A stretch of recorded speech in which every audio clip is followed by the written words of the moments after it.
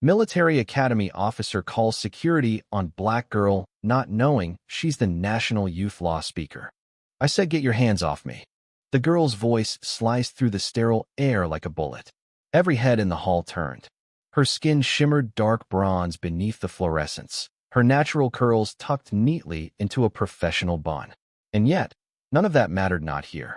It was supposed to be a day of honor, a day when future leaders met to hear from one of the youngest voices in American law. Instead, it became a lesson in how centuries-old assumptions can crack open in seconds and expose everything. Jada Holloway was only 17, but when she walked into the Westbridge Military Academy in Arlington, Virginia, her stride was steady, her purpose clear. She had rehearsed her speech 100 times, refined every sentence about the Constitution, about justice, about what it means to wear a uniform in service to liberty, all for the Youth National Law Summit. And yet, she was 10 steps into the grand atrium before a white officer clocked her from across the marble. He leaned toward his radio with the practiced ease of someone used to getting what he wanted.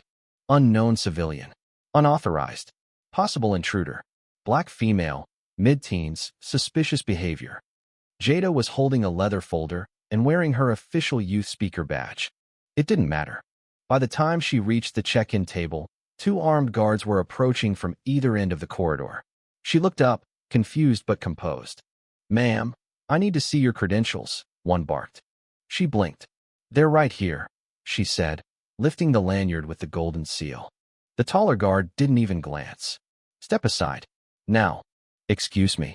Her voice didn't shake, but the boy beside her, Daniel, the intern who'd walked her in, stepped back instinctively, like he didn't want to be near her anymore. That's how fast it turned. 2 minutes later, her wrists were being restrained behind her back.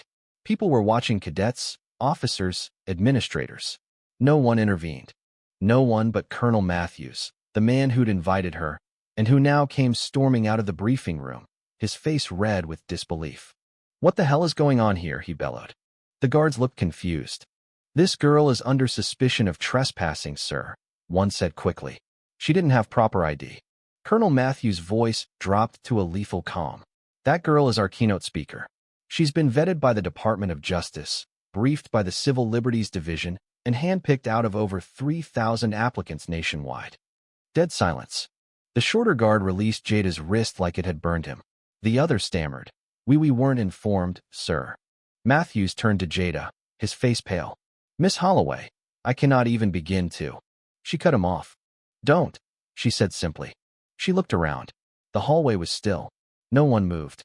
No one looked her in the eyes. The very institution meant to teach justice had just tried to erase hers before she even opened her mouth. But she didn't cry. She adjusted her blazer, picked up her folder from the floor, and turned to the guards. "What were you told to look for today?" she asked. The taller one swallowed. "Suspicious individuals. Possible civilian breaches."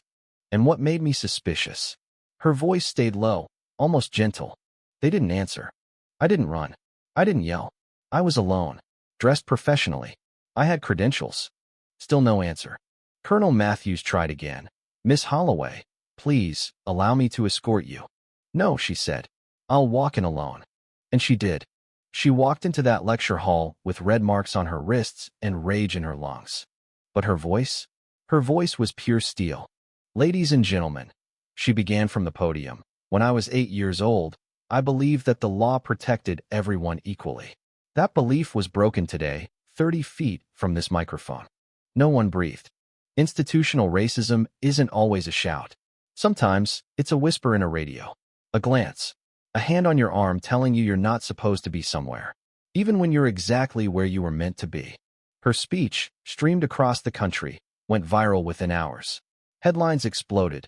Youth speaker detained by military security because she was black. Civil rights groups called for reform.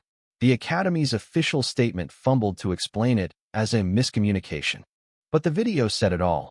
The image of a teenage girl, standing poised behind a federal podium, speaking calmly while her voice cracked only once on the word justice.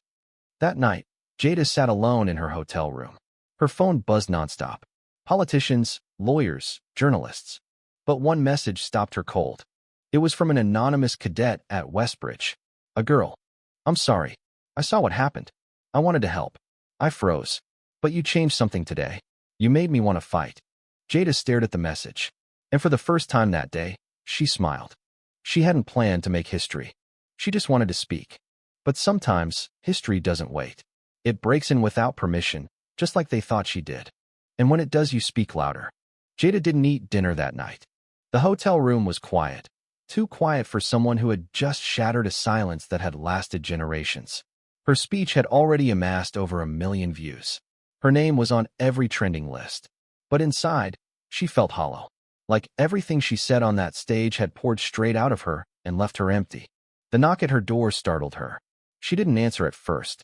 Then it came again, firmer this time. When she opened it, she found Colonel Matthews standing there alone, no military regalia, just a soft navy sweater and slacks. He looked older than he had earlier. Like guilt had weathered his face in a matter of hours. "May I come in?" he asked. She didn't respond, just stepped aside. He took the chair. She stood by the window. "I owe you more than an apology," he began. "I owe you the truth." She turned, arms crossed. "Then say it." Matthews took a slow breath. "We're trained to detect threats. But the truth is, we're also conditioned to assume them. And sometimes that conditioning wears the face of a child, simply because that child doesn't look like us." She didn't flinch. "Sometimes." He nodded, ashamed. "Too often. What happened today didn't begin with those guards. It began with the system that trained them." Jada stared at him for a long time. "And what's your plan to change it?" Matthews met her eyes. "You." She frowned. "Excuse me. We've never had a civilian advisory panel attached to the academy before. But I've already spoken with the Secretary of the Army. I want to pilot a youth equity council. Real students, real voices. Starting with you." She hesitated. "I don't need another title. I need change. That's exactly why it has to be you." She didn't say yes. But she didn't say no either. That night, after he left, Jada opened her email. Among the hundreds of new messages was one with the subject, "Do not let this become another headline." The sender, a retired general named Victor Delaney, former chief ethics officer of Fort Bragg. Attached was a single scanned document, blurry and marked confidential. She opened it. It was a memo from 2 years prior detailing multiple complaints filed by black cadets about profiling on Westbridge grounds. None of them had been investigated. Every case was marked, "Resolved lack of evidence." There was a note from Delaney beneath the scan. "This didn't start with you, but it could end with you." Jada felt her chest tighten. She forwarded the file to her father, a civil rights attorney. Then she made a decision.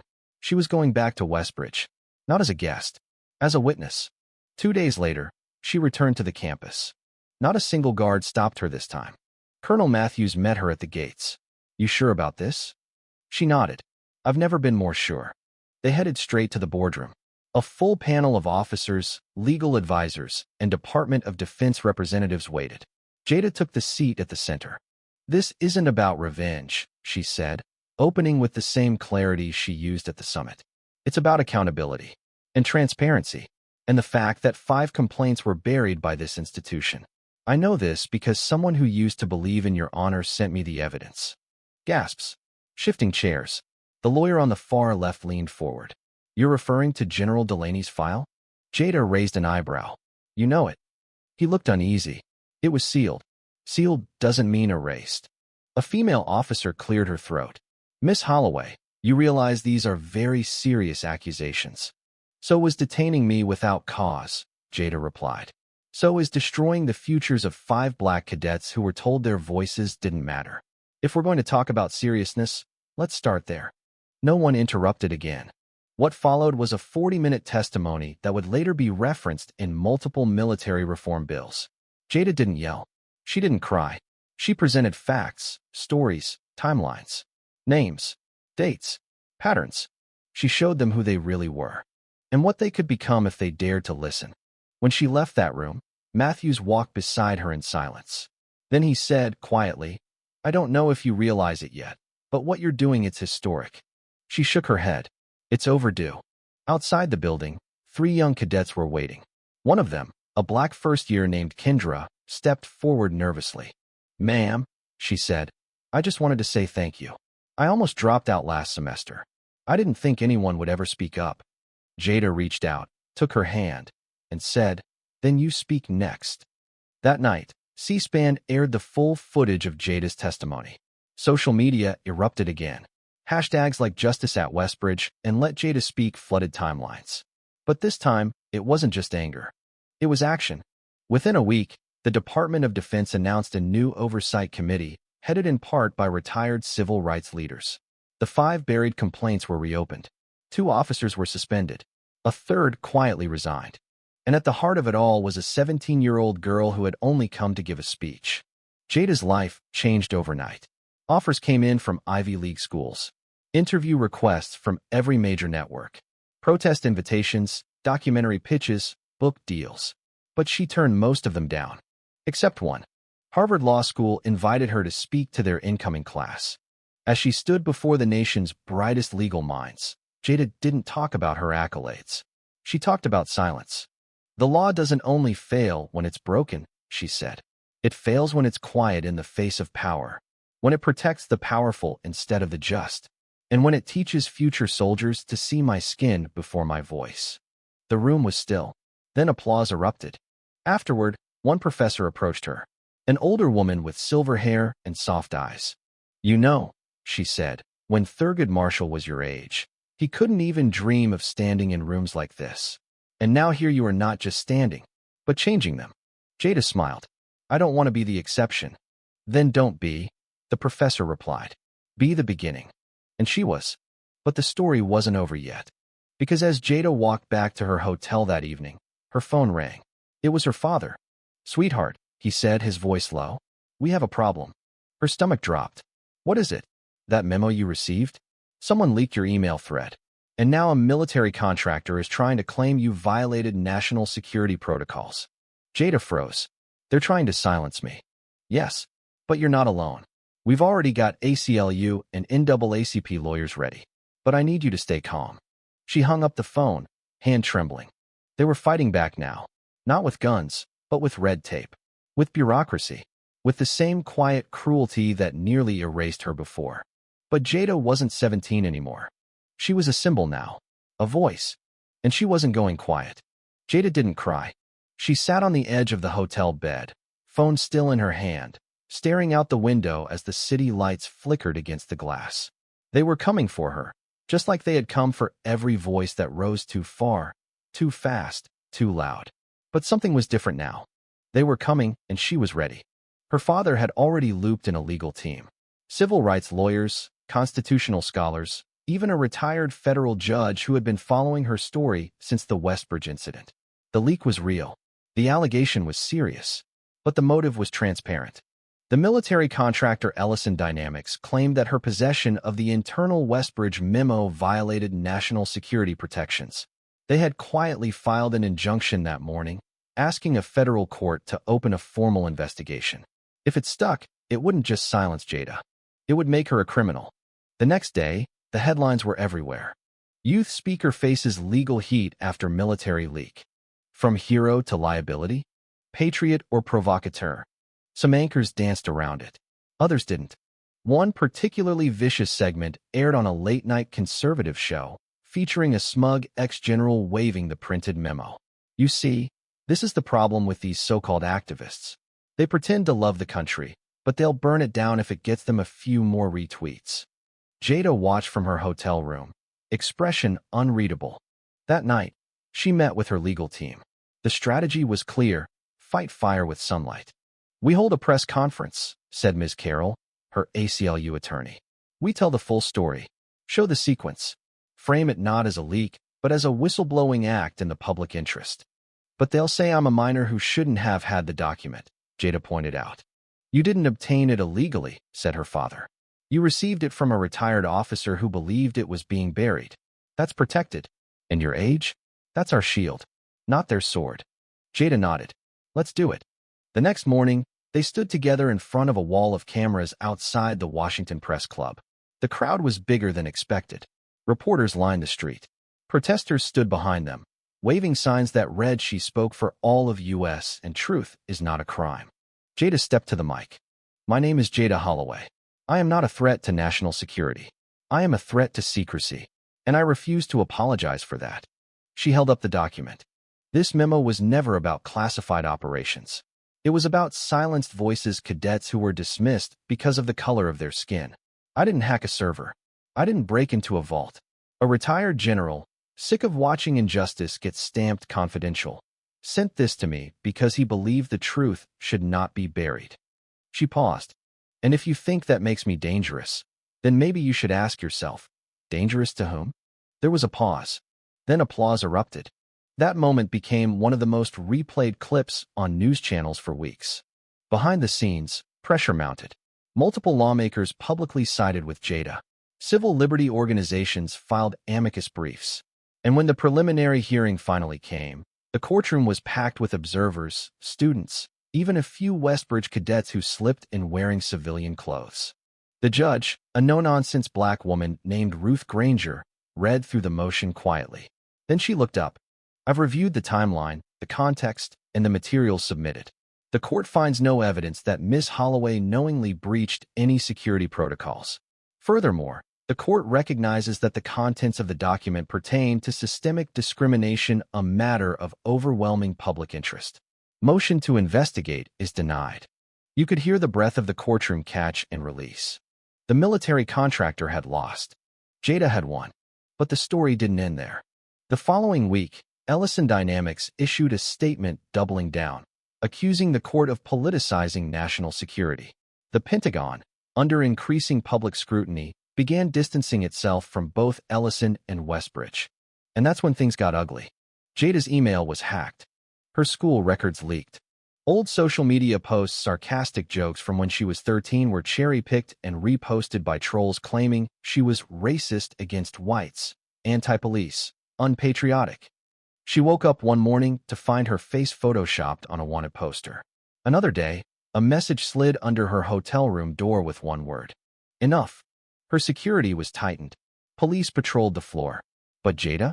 Jada refused to go underground. She went live. Every night at 8 p.m., she streamed a short message. Calm, poised, unshaken. She talked about the harassment, the fear, the ugly truth about what happens when a black girl speaks too clearly. Thousands watched, then tens of thousands, then millions. People began sharing their own stories. A Westbridge graduate came forward with video proof of racially biased drills. A black instructor at a different academy submitted a sworn affidavit confirming a similar pattern. A petition to launch a federal investigation into military campus racism hit 1 million signatures in 4 days. Jada had become more than a headline. She was a movement. And in the middle of it all, a new invitation arrived, this time from Capitol Hill. She was asked to testify at a special hearing on race and military culture, chaired by Senator Michelle Rourke, a vocal advocate for armed forces reform. The hearing would be live-streamed nationally. When Jada arrived at the Capitol, dressed in a sharp navy blue suit and flats that pinched a little at the heel, she wasn't alone. Her father walked beside her. Her lawyer, Colonel Matthews. And behind them, 5 former cadets, the ones whose complaints had once been buried. They entered the chamber together. Senator Rourke gavelled the session open. Miss Holloway, thank you for being here. You may begin. Jada looked at the senators seated before her. Some stared coolly. Others looked down. 1 or 2 smiled, politely, cautiously. She began. I'm not here today because I'm special. I'm here because I was visible. Invisibility is dangerous when your skin is the wrong color and your voice is too sharp. She held up a photo the moment she was restrained at Westbridge, frozen forever in pixels. This is what it looks like when a system fails. She flipped to another image, a blurred scan of the original memo. And this is what it looks like when that system buries its failure. She laid both images side by side. This is not about one school or one mistake. This is about a culture. One that can send teenagers to war, but still fears them in a hallway if they're black and unaccompanied. She didn't raise her voice, but she didn't need to. The truth was louder. I stand here not asking for apologies. I'm asking for accountability. I'm asking that the complaints of cadets be reviewed by independent bodies. That racial equity training be more than a PowerPoint. That institutions who silence victims be defunded until they learn how to listen. Senator Rourke nodded, eyes wet. We hear you. But one senator didn't nod. Senator Brockton, a former Marine, leaned forward, voice clipped. Miss Holloway, do you have any military experience? No, sir. Do you think that disqualifies you from speaking on this matter? No, sir. I think it qualifies me because the military is meant to protect civilians like me. And if we're unsafe inside your walls, then something's broken. There was a long pause. Then someone clapped. It started slow, then spread. Even Rourke joined in. When the hearing closed, Jada was swarmed. Not by press, but by cadets, soldiers, even parents. They wanted to thank her, to shake her hand, to cry. And that night, in a quiet room with her father, Jada did cry. Not because she was afraid, because she knew the tide had turned. The hearing changed everything. By the end of the week, the Department of Defense launched a full internal audit into racial discrimination complaints at military academies nationwide. Westbridge's command staff was placed on temporary leave pending investigation. Ellison Dynamics quietly suspended their lawsuit, and within days, their name vanished from several military contracts. No formal announcement. Just silence, the kind that happens when the powerful know they've been seen. But for Jada Holloway, the quiet didn't last long. She returned home to Baltimore a different person. The same apartment, the same bedroom, the same old desk, but now, stacks of letters sat by the door every morning. Some were from kids her age. Others were from veterans. Former soldiers who had served in silence. Women and men who had never had the words or the power to fight back until they saw her do it. One letter, from a woman named Lieutenant Marisol Vega, read, "When I saw you, I saw the daughter I lost. I served for 12 years. I saw things I never had the courage to report. But you made me wish I had. You made me believe it might matter now." Jada sat on her bed that night, letter in hand, staring at the ceiling. It wasn't about what had happened anymore. It was about what came next. So, she called her father. "Dad," she said softly, "I think I want to make this official. Not just speeches. Not just panels. I want to start something real." "You already did." "No. I mean something with roots. With people. A place where young black and brown cadets, soldiers, even civilians, anyone can come when the system ignores them. A legal aid center. A response team. A place for truth." He was quiet for a moment. "Then, we'll call it the Holloway Foundation." That same month, with backing from multiple civil rights organizations and pro bono lawyers, Jada launched the Holloway Center for Military Equity and Justice, the first national initiative focused solely on advocating for minority service members and military-adjacent students. Within weeks, it had over 10,000 signups. Cadets from Westbridge, Annapolis, and Fort Benning submitted anonymous testimonies. Civilian educators reached out to implement Jada's equity curriculum. The Pentagon, under pressure, requested a meeting. Jada agreed, but only under one condition. "I want it public," she told them. "If I'm walking into your building, I want the world to hear it." And they did. In front of a round table of senior military officials, Jada read from her foundation's report. She didn't spare the uncomfortable truths. In fact, she leaned into them. "There are systems," she said, "built to command obedience. But when those systems fail to reflect the people they claim to protect, obedience becomes oppression. I'm not asking for revolution. I'm asking for reflection and reform." She ended with a list of policy proposals. Civilian oversight for cadet disciplinary boards. Mandatory anti-bias training with measurable accountability. A national registry of discrimination complaints across all military academies. Federal funding linked to demonstrated equity performance. When she finished, one official, General Huxley, a decorated four-star known for his rigid demeanor, cleared his throat. "You speak like someone who's been doing this a long time," he said. "I've been living it my whole life, sir." He nodded once. "I believe you." The months that followed brought change at lightning speed. The Holloway Center opened regional chapters in Atlanta, Los Angeles, and D.C. Jada's story was included in high school government textbooks. Netflix bought the rights to adapt her journey into a documentary titled More Than a Uniform. Time magazine named her among the 100 most influential people in the world. But Jada stayed grounded. She still lived in the same apartment. She still took the subway. She still replied to as many emails herself as she could. Fame wasn't the goal. Justice was. Still, not everything was victory. Hate groups began targeting her online. At one point, the center was vandalized, spray-painted slurs across its glass walls. Jada arrived at the scene before the police. She stood there, staring at the words, then pulled out a black marker and wrote beneath them, "You can spray fear, I write law. The image went viral. Support doubled. But then came the moment no one could prepare for. An anonymous email hit her inbox. No name. Just a subject line. You missed one. Inside were attachments. Dozens of internal memos not from Westbridge, but from Fort Turner, a lesser-known military school in Texas. The documents revealed a hidden expulsion pattern. Every cadet removed from the academy for disciplinary reasons over the past 10 years was Black or Latino. None had legal representation. None had appeals processed. And the files showed faculty emails mocking student names, hairstyles, accents. Jada stared at the screen, a slow rage building in her throat. She sent the files to her legal team, the press, and the Department of Education. Within 48 hours, Fort Turner was under federal review. But Jada couldn't stop thinking about one name in the memo, Maya Rivas, age 16, expelled 2021 for attitude issues. She tracked Maya down. The girl was working part-time at a grocery store in El Paso. Still wore her ROTC boots like a badge of memory she didn't want to forget. I thought I was crazy, Maya told her, tears brimming. They told me I wasn't military material. Like pride was a disease. You're not crazy, Jada said. They were scared of your voice. Jada didn't just interview her.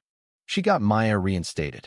2 years later, Maya Rivas graduated from West Point, top of her class. She gave the commencement speech. She quoted Jada in the opening line. And as Maya stood before the graduating cadets, her final words rang through the stadium.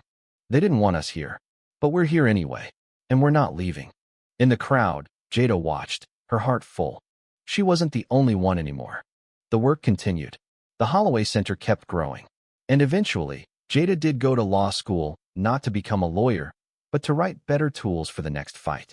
She turned 21 in her first year at Columbia. Her dorm was smaller than her foundation's headquarters, but she didn't care. One night, walking back from class, her phone buzzed. Unknown number. She hesitated, then answered. A deep voice came through. This is Colonel Matthews. She smiled. Long time. I wanted to tell you something. Westbridge has adopted your full policy list, and we're adding a new plaque in the main hall. She paused. A plaque. Yes. It says, let her voice be the standard. Let justice be the uniform. In honor of Jada Holloway. For the first time in a long time, Jada was speechless. Thank you, she said quietly. No, Matthews replied. Thank you for making us uncomfortable enough to grow. The line clicked off.